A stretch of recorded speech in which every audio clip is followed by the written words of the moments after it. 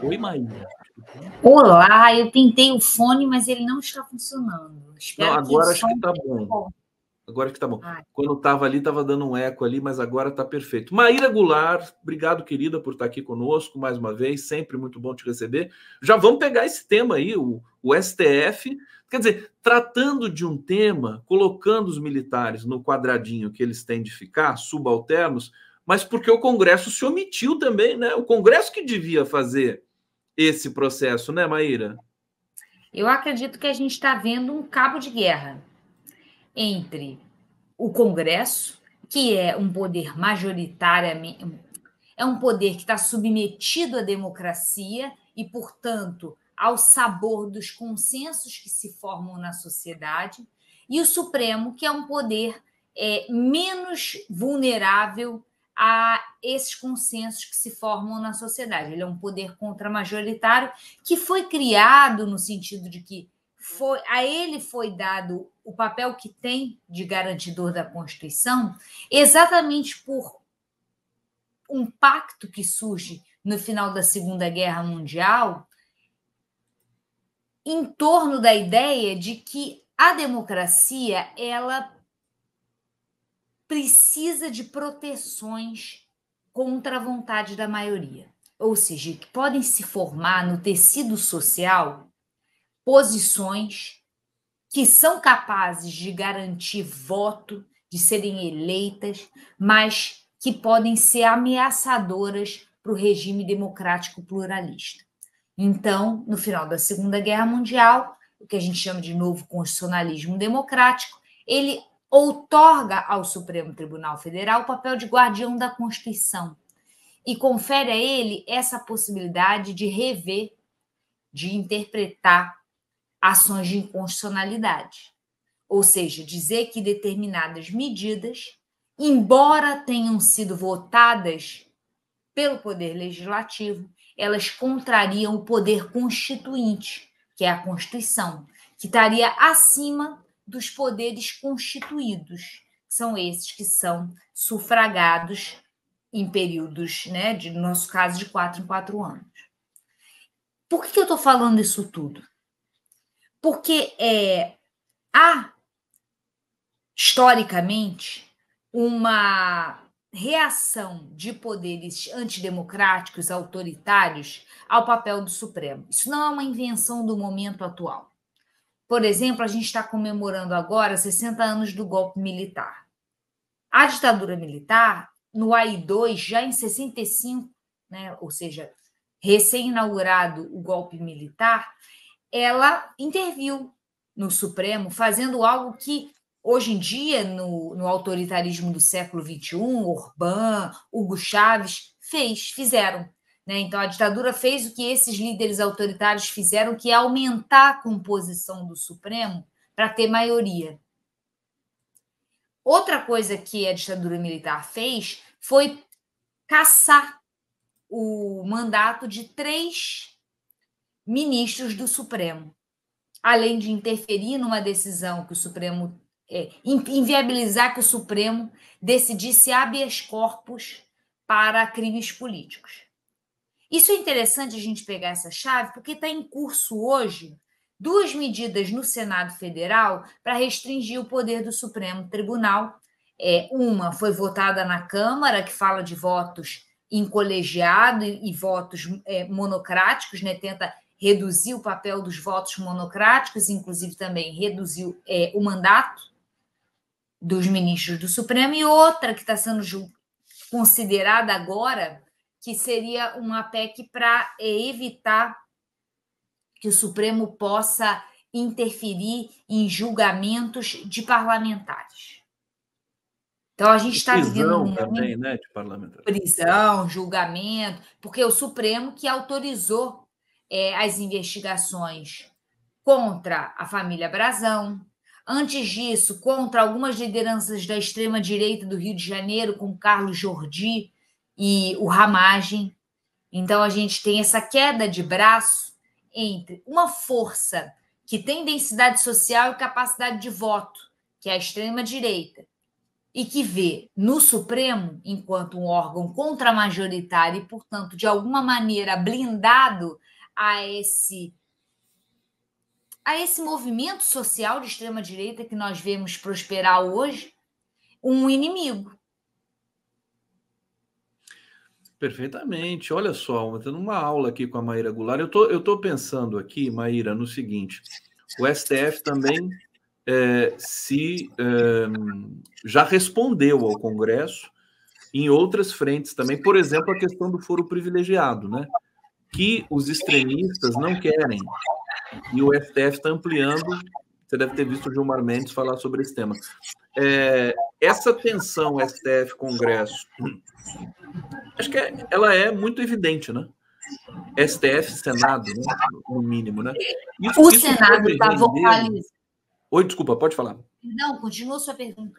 Não, a pergunta é assim: isso pode render um passivo, um problema para o governo Lula, que acaba tendo de mediar algumas coisas, né? Eu já vejo o Lula, às vezes, pedindo para o STF parar de tratar de temas que são de ordem comportamental, a questão que a extrema-direita gosta, a questão do aborto, né, da maconha. Direitos civis, não direitos são civis. problemas comportamentais, são direitos civis. Acho que sim, você tem razão na sua análise, mas eu acho interessante que pode estar havendo uma dobradinha. Ao mesmo tempo que o Supremo ele acaba despertando o engajamento da extrema-direita em reação à sua ação, ele é capaz de fazer coisas, né, de adotar medidas e mexer em vesperos que o governo, por estar atento a esse clamor das ruas, a esse movimento social antidemocrático que é o bolsonarismo, que tem densidade na população e que, portanto, coloca o governo numa posição muito complicada, que fica muito nítida nessa relação com os militares. Enquanto o Supremo está fazendo está em curso esse julgamento histórico sobre o artigo 142 e o papel dos militares numa ordem democrática que deve ser submetido ao poder civil, o governo Lula dá indicação aos seus ministros, uma indicação oficial, de não participarem e o governo não se envolver em atos de denúncia e lembrança sobre os crimes cometidos durante a ditadura militar. Então, o Supremo está avançando nessa seara de reflexão sobre o papel dos militares numa ordem civil e o governo não. Olha o que a Maíra... Peraí, Maíra. Olha o que a Maíra está entregando para a gente aqui. Sempre, você sabe que quando você passa aqui, você traz uma lufada de lucidez. É assim, ao tempo em que o presidente Lula, né, pagando o custo político alto, né, de pedir para que as comemorações e as lembranças de 64 não sejam oficiais do governo, o STF vai, parece uma coisa casada, né? O STF vai lá e diz assim, na pessoa do Flávio Dino, que foi indicado pelo Lula. Quer dizer, fantástico, né? E nós criticamos o governo pela sua tibieza em relação ao papel dos militares. Aí vem o Datafolha e faz uma pesquisa nesse final de semana, né, na semana passada, que mostra que, de novo, o Lula nos engole enquanto analistas políticos. Eu tenho vontade de dar meu título de doutorado em ciência política para o Lula. Porque o que o Datafolha mostrou? Que 63% da população acham que a data deve ser desprezada, que não deve ser alvo de rememorações e comemorações. Entre os petistas, esse número é 68%, maior do que entre os bolsonaristas, que deu 58%. Essa dobradinha com o Supremo é porque o Supremo não presta contas eleitorais. E as forças político-partidárias têm uma eleição para ganhar esse ano. Vão ter uma eleição para ganhar daqui a 2 anos. E não adianta, gente, eu estou falando muito isso aqui na universidade, falo isso sempre, não adianta a gente achar que o mundo é a nossa bolha. O que a pesquisa do Datafolha está mostrando é que a gente precisa, sim, refletir sobre o papel dos militares, sobre o que foi a ditadura militar, mas que, de alguma maneira, os poderes democraticamente eleitos têm que ser respeitosos dessa maioria que tem uma posição relativamente ambígua em relação ao papel dos militares, à ditadura militar, a elementos, a noção de direito civil que o campo progressista defende em relação ao direito civil das mulheres sobre os próprios corpos, o direito civil dos adultos em relação ao consumo de entorpecentes. O campo progressista não tem maioria no tecido social sobre esses temas. Ok, é papel do Supremo Tribunal garantir direitos de minorias contra maiorias que se formem com feições de supressão, de restrição dos direitos de minorias. Esse é o papel do Supremo. Você está entendendo, então? Desculpa, pode completar. Eu estou entendendo esse jogo, o papel do Supremo, num contexto no qual se formam maiorias que têm perfis que tensionam os direitos humanos, que tensionam as liberdades democráticas, os direitos das minorias. Esse é o papel do Supremo, enquanto garantidor da Constituição. Mas os poderes constituídos estão pisando em ovos. Aliás, até renunciando a debates, como, por exemplo, da questão da saidinha do sistema prisional. Perfeito. Por quê? Abandonou. Por que abandonou? Não é que abandonar é errado. Abandonar é não lutar a luta que precisa ser travada, que é uma luta na sociedade civil, que é o que a gente sempre conversa aqui. É nós, enquanto formadores de opinião, nós, enquanto seres que estamos engajados num campo progressista, não podemos nos abster de conversar com as pessoas e defender as nossas posições. Mas isso tem que ser feito de baixo para cima, da sociedade civil, para que chegue ao Estado. O que a gente não pode é exigir do Estado e dos mandatários que ajam de cima para baixo, forçando a formação de consensos quando eles não existem na sociedade civil. Esse trabalho tem que ser feito por nós, sociedade civil, formadores de opinião. A gente não pode exigir isso do governo. Maíra, você tá demais, assim, não tô aguentando a sua... Não é popular isso que a gente está conversando hoje. Por quê? É igual o meu pai. Meu pai é médico. E ele é daquele tipo de médico que as pessoas vão lá e falam assim: você tem que caminhar e fazer dieta. Não dá uma droga para a pessoa. Eu estou falando a mesma coisa aqui, gente. Claro.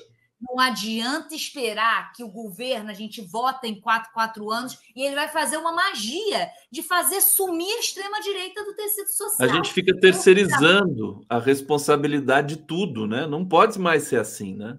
Esse trabalho é nosso, no nosso grupo da família. Manda um bom dia e começa a disputar. O que é direito social? O que é direito político? O que são os direitos humanos? Manda essa pesquisa do Datafolha para saber por que só 71% da população é a favor da democracia. Nós não podemos comemorar, não. Você achou, peraí, deixa eu te perguntar. 71%, essa pesquisa da Datafolha que trouxe aí questões sobre instituições, democracia, ditadura e tudo mais, eu achei interessante também. Você achou baixo o apoio da democracia? Mas é o mais alto, né, dos últimos tempos. Não, caiu 8 pontos percentuais, era 79 em 2022. É? É. Eu tinha lido que tinha sido o maior apoio da democracia. Bom, de qualquer maneira, você acha baixo. Eu não acho tão baixo, né? 71%, a julgar do que aconteceu com o Brasil nos últimos tempos?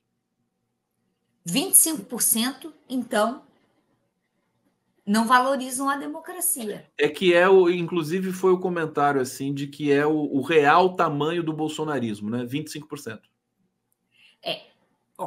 Esse real tamanho tem que ser moderado. Esse é o núcleo duro. O núcleo duro do bolsonarismo. acho que é subestimar o bolsonarismo dizer que ele é só 25%. Por quê?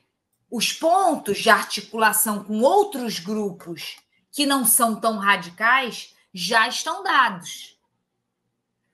Porque democracia é um termo muito amplo. Inclusive, bolsonaristas e o bolsonarismo, a extrema-direita global se caracteriza, e a gente sabe disso, por mobilizar a ideia de democracia enquanto vontade da maioria. Contra quem? As minorias demográficas e não demográficas que se empoderaram a partir dos governos progressistas e de esquerda.